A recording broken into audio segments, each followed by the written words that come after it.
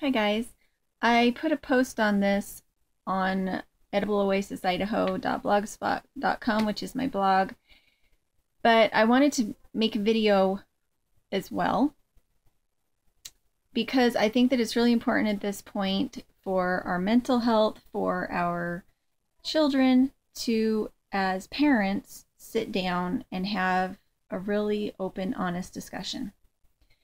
You need to sit down and talk to your family about at what point you are going to just stay in your house. In any emergency, in any situation.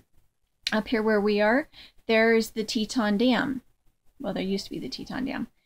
And there, when the flood happened, some people had to leave their homes. And there was massive flooding. And what you need to do, independent of anything, you need to have a plan. You need to have a plan if, and it just needs to have two things. What would we do that would make us, what would we do if we had to leave our home? And do we have a plan for that? And supplies? And what would we do if we had to stay in our home? And what point would we decide to stay in our home? And those are the two plans that you need for a situation where you needed to leave your home. Sometimes they have evacuations where people are asked to go to a specific place, and you have to make a decision in your mind if you're going to go to that specific place and comply with the orders that you're given.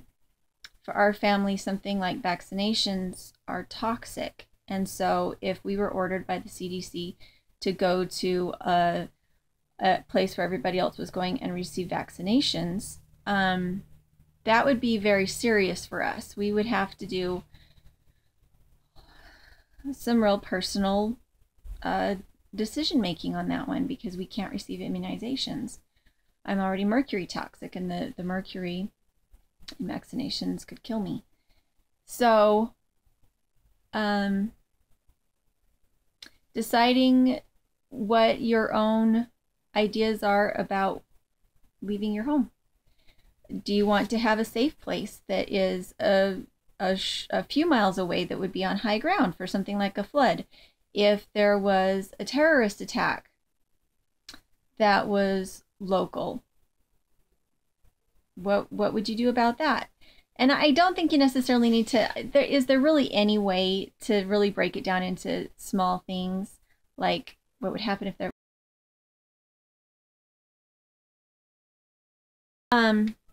really honestly, if you stayed in your home, what would be the circumstances that you would stay in your home? For us, those circumstances would be because Mr. Dirt is in daily contact with the hospital, 2 hospitals in our closest town, and he is in contact with all the doctor's offices in that area. He is somewhat high risk. He comes in contact with nurses, he comes into contact with managers, he comes in contact with cafeterias and stuff like that. He's in constant contact with those hospitals.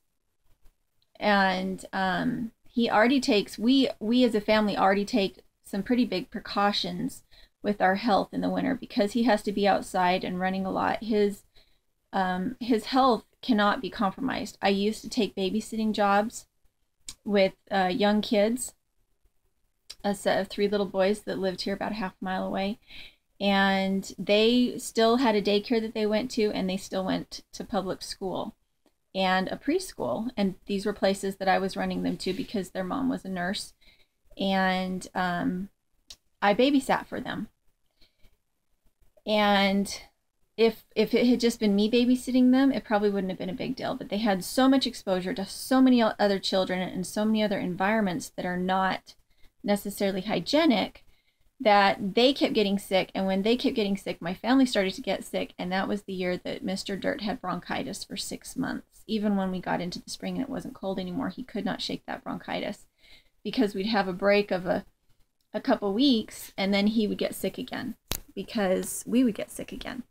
And so even though that brought a lot of income into our family, comparatively speaking, I think it brought like $120 a weekend for our family, which on our budget was a really big deal.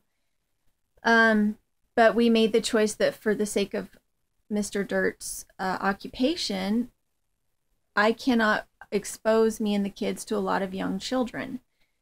So that's something to think about. If you have children that are in daycare, or if you have children that are in public school, you need to sit down and have a discussion with your spouse and decide at what point in an emergency situation would we stop sending our children to school? At what point would we stop going to church? At what point would we stop going to work? And it doesn't mean that you're sitting down and saying, well, Ebola broke out in Texas, and so we're just going to dig a hole and stay there. That's not what you need to do. You need to in a very adult, responsible, non-frightened way, sit down and put on paper, at this point, this is what we do. At this other point, this is what we do. And then have a general blanket preparedness. Have a general blanket preparedness of having your 72-hour kits in your vehicle with I like a bike trailer. Sorry. I like having a bike trailer because I can put both of my large children in it. Sorry. I can put both of my large children in it, or I could put my 72-hour kits in it, and it has the big bike tires on it so that you can get over rough terrain. That's what I have. Did I buy it especially for this? No. I already had it because I had kids. I just didn't get rid of it when my kids outgrew it. And I keep that in my vehicle. And that way, if I had to leave my... I don't know who that is. If I had to leave my house, and then if for some reason I had to leave my vehicle, I would have that stroller to help me to be able to do that. Because I've got, my pack is about 60 pounds. It's pretty heavy, and my kids are pretty heavy too. If it was a forced evacuation and they were forcing you to go somewhere, you would want that 72-hour kit, and you would want that stroller, because it would mean that you could pack all of your stuff into your stroller and move it around and keep people from stealing it, because it would all be in the same place. You could cover it up, and you'd have a way of keeping your things safe. So that's if you have to leave your house. And other considerations are that if you're in your home and you decide that the danger is high enough that you are quarantining yourself, it means you don't let anybody else in either, regardless of who they are. You hopefully have some kind of fence around your property and a gate that you can close, and you close that gate and you put a sign on it that says, please don't enter. And then if you have loved ones that call you and say, well, we're coming in, you say, I'm sorry, but you're not coming in.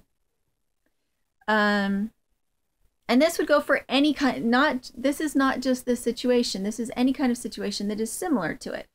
If you haven't thought through it and you don't do any thinking or talking about it because you don't want to act like you're scared, then it means that if you're someone who's been prepared all this time, it means you are throwing all that away by not having a game plan.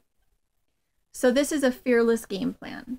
You don't have to be afraid of it. You've just made the list and you said, when X, Y, and Z happens, we're pulling the kids out of school. When ABC happens, we don't go to church anymore.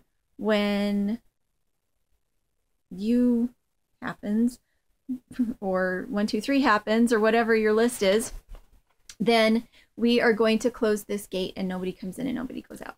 At the point where Mr. Dirt would come home and not check in at work, or to check in at work and say, I'm sorry, I'm not coming in.